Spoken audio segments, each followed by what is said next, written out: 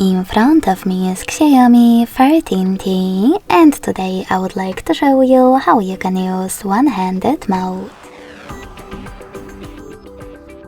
Begin by going into Devices Settings and scrolling all the way down to access additional settings. Following that, select one-handed mode and click on this switcher next to it to activate it.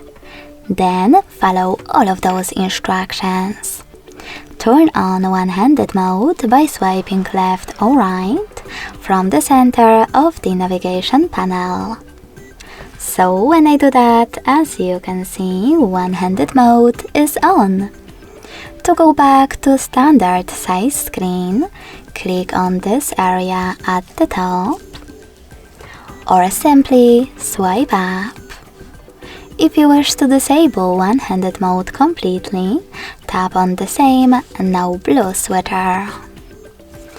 Thanks so much for watching. If you enjoyed this video, don't forget to leave a like, comment and subscribe. Bye!